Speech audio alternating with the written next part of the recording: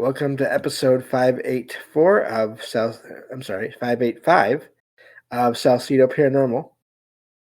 I'm your host, James Salsido, and tonight we are talking about haunted places in the U.S. As always, you can find all episodes of the show along with links to social media and other ways to contact me at the podcast page. That is salsidoparanormal.podbean.com. That's SALSIDO paranormal.podbean.com. Always happy to hear from y'all, whether you have comments or questions or topic suggestions or accounts of paranormal experiences, whether they're your own or from others that you trust. Happy to either read those or have you join me on the show to talk about them. Thank you all for listening, whether you are here for the live streams on Discord, or if you listen to the podcast or YouTube feeds, or on the Troubled Minds Radio Network, KUAP, Digital Broadcasting. There you can hear replays of 2 episodes of the show every night at 6 p.m. Pacific, 9 p.m. Eastern, right before Troubled Minds Radio comes on. And as always, I want to thank Michael Strange, host of Troubled Minds Radio, for having me on the network and putting all my shows up there. If you'd like to support the show, there are some different ways to do that. You can share the show with others and rate and review it on your favorite podcast platform.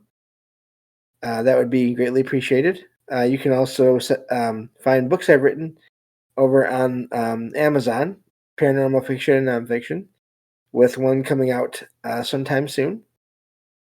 And or you can sign up for the Patreon page as well, where you'll get one extra episode of the show per week of true paranormal stories from the web. Or you can just make one-time donations through PayPal. Support is never expected, but always appreciated, as there are expenses in making these shows and the books associated with them, which will be coming out over the next years.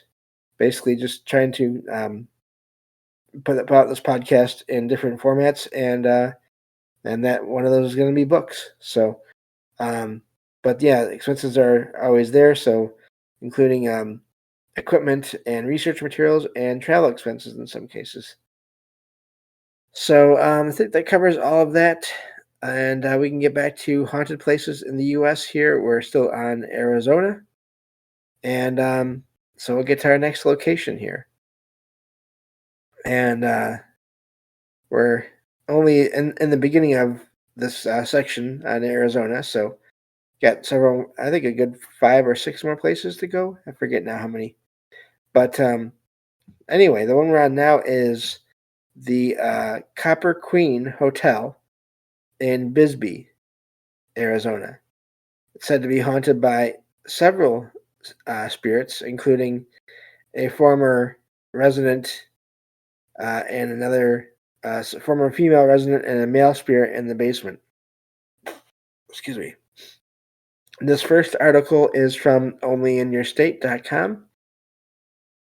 And the title, of course, reads, "One of the most historic hotels in Arizona is also among the most haunted in the state."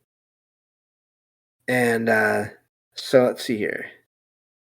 This is, so it starts talking about Bisbee may be eclectic and artsy nowadays. Of course, this is also, I was to mention this. For these locations, please check on the current status of any location that I talk about before you go and just visit it, because things can change, and it may or may not be open as it was when this article came out. So I never suggest trespassing. That's a bad idea for all kinds of reasons. So make sure that you go there when they're open for business and tours or whatever you're going to do when you go there. So, but says that in the past Bisbee was a quintessential Wild West mining town, rife with hardship and sacrifice. So it says the town was home to one of the most lucrative mining operations in the U.S. It brought in over $6 million before the mines closed down for good in 1975. copper was the main metal that was taken from those mines, and that is where the apparently the name of the Copper Queen Hotel comes from. It's a Victorian uh, style building which was built in 1902 to provide housing, uh, lodgings for dignitaries, investors, and mining executives. With so they would have a nice place to stay while they were in the area on business.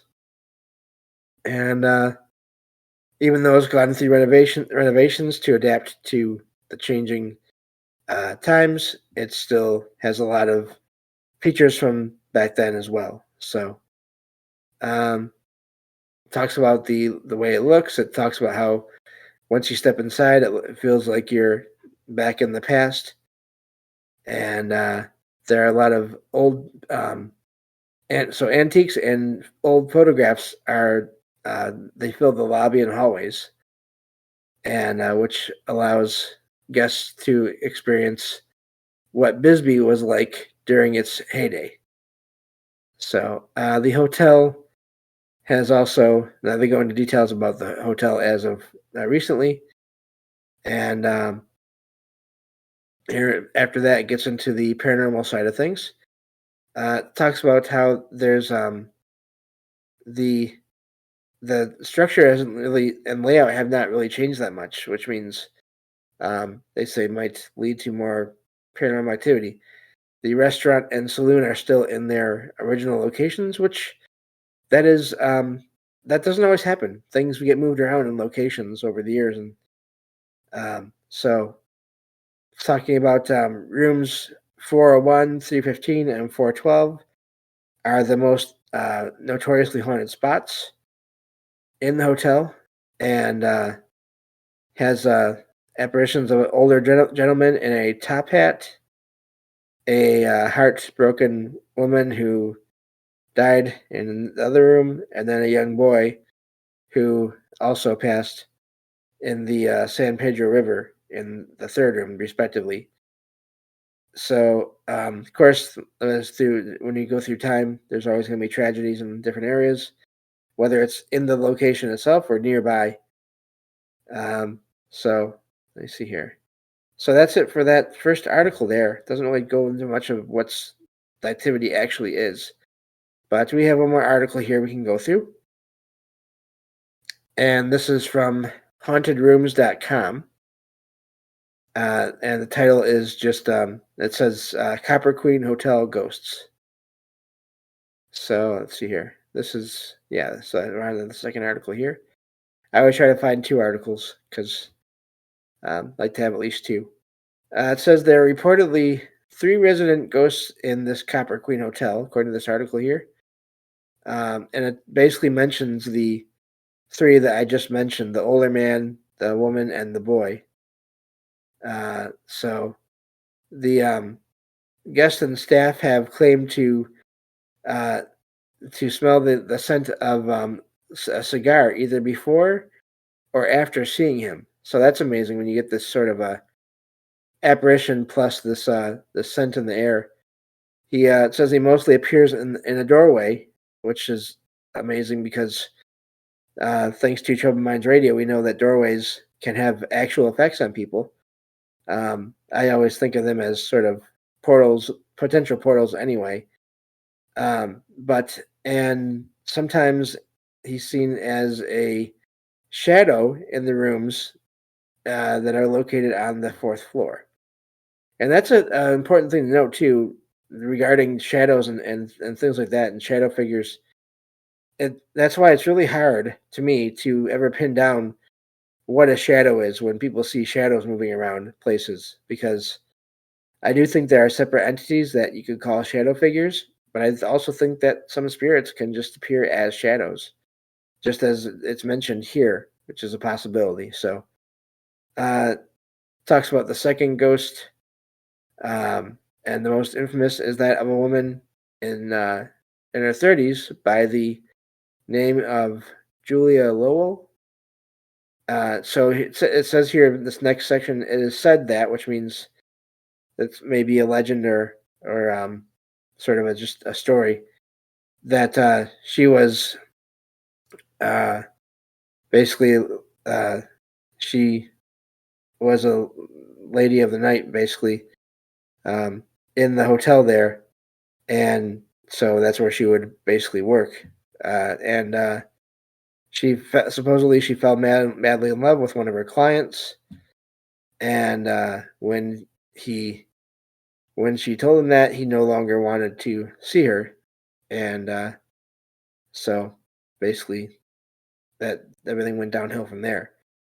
Um, Guests and staff, it says at the hotel, say that they feel her presence on the second and third floors of the west side of the building. Um, Male staff and guests have reported hearing a female voice whispering in their ear. That's always I've never had that happen, but I can only imagine how startling that must be. It says that she likes to play um, with basically with people's feet, especially men's feet. That's kind of weird. Others have also reported seeing her dancing at the foot of the stairs. It says that as a tribute to her, one of the rooms in the hotel is named after her.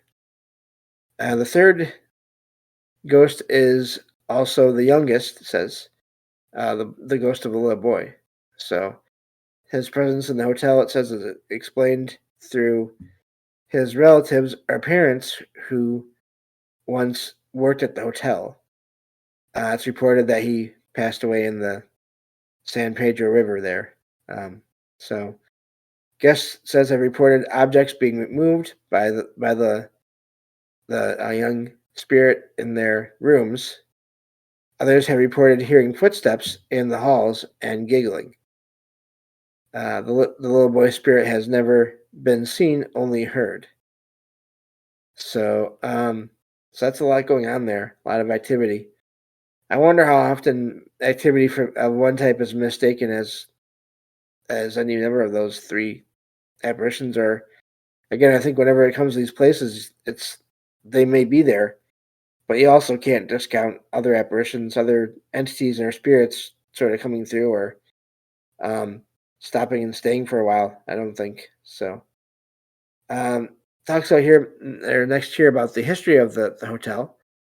The Phelps Dodge Mining Company built the hotel, as the first article said, as a place for investors and dignitaries to stay there when they had to be there for business. Construction of the hotel started in 1898 and was finally finished in 1902. It says that construction wasn't easy as they had to blast away at large portions of the mountainside. The walls of the hotel nearly had to be 2 feet thick to help keep it cool during hot summer months. It says the hotel has gone through a lot of renovations and changes over the years, but it's remained dedicated to its mission of providing rest for and lodging for people in the area to stay there for a while. And let me see here. Looking at the rest of this here, the original hotel had 73 rooms, and it also had a courtyard building adjacent to it, which was built for lawyers' offices. So sort of a combined hotel plus business area. Says that now the hotel has 5 floors, but the fifth floor is only for the mechanics that run the rest of that basically run the elevator of the hotel. Had a parking lot at one time, but in the 1970s, the owners decided that a pool would better benefit the hotel, and so so they took out the pool and parking lot and put in a pool. That's a different one. So so yeah, that's done for that article and that location there. Let me see here. I guess we'll go move on to the next location here, since we do have time. Let me just check on chat here. And Mining Town, yeah, 1903. Yep, it's on. Yeah, it just seems like so much of this is so many of these locations that are associated with mining. It's there's legends of activity, whether it's in the mines or the places near the mines. There's so much reports of activity in these locations. Going on to the next location here. Let's see here. This is the I lost my spot. Okay, the next is the Jerome Grand Hotel in Jerome, Arizona. I've heard about this one, and I think this is another one of those locations I've seen on TV before. It was once a hospital, and it's rumored to be haunted by former patients and staff. So here you have two location types that are most commonly thought to be haunted, to have paranormal activity in one building. It started off as one and turned into the other.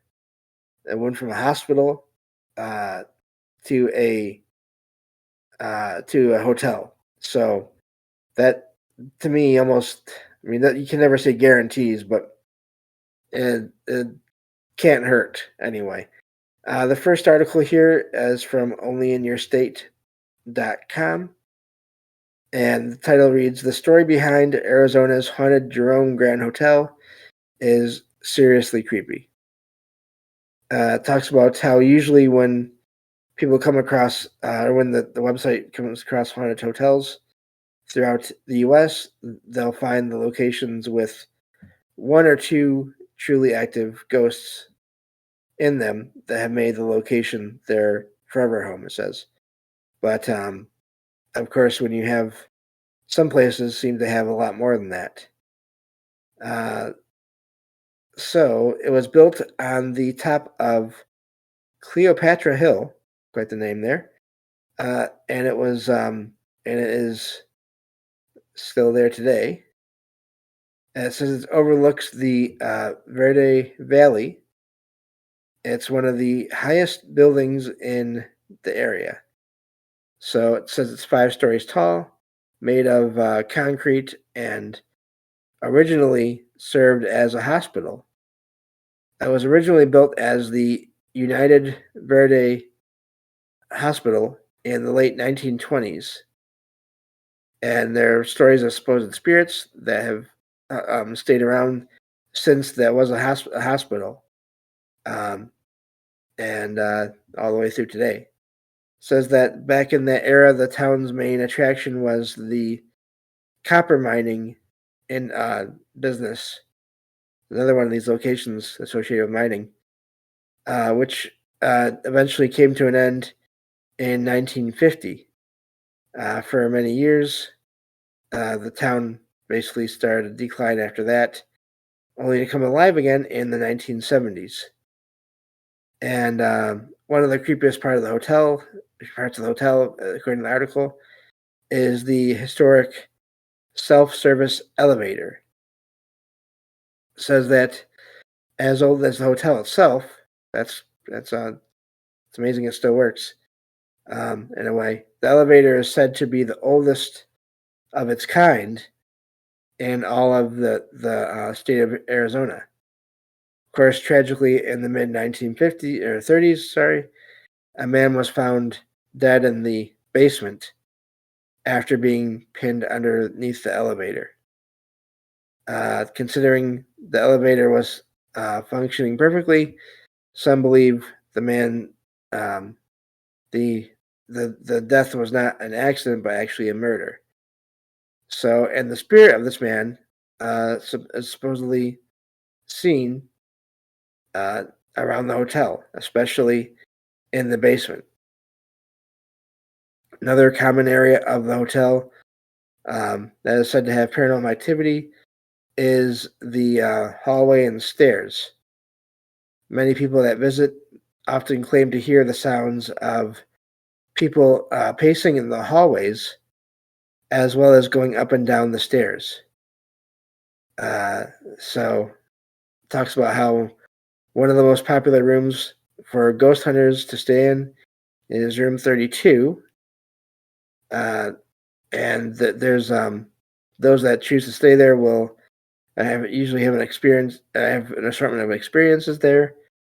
Um, Several stories of deaths around the room, of course. But today, if you decide to stay there, you'll reportedly have things happen like doors opening and closing on their own, faucets turning on and off, or on. I'm sorry, just doesn't say off, but on, and the other noises of just in general there of someone being there without seeing anyone. And talks about how you may even see um, let's see here. It doesn't make sense. All right, I'm going to skip that. So, says that the worst kind of double take you'll ever want to experience is there is a nothing like bumping into a statue during your stay there. Let me see here. Yeah, that's what it says, statue. Huh. So I'm wondering if they mean it's like a. That's odd. They don't say if it's like a apparition of a statue or what's going on there. There's also been sightings of a miner, a bearded miner, basically someone that worked in the mines, and even past patients from the hospital. A common report made after staying there is that visitors heard wailing or heavy breathing, or sometimes talking from what is believed to be the spirits of uh, the past patients. The hospital only served as a medical facility for miners in the people that worked the mines in Jerome, but also treated residents of the small town who suffered from a deadly flu epidemic.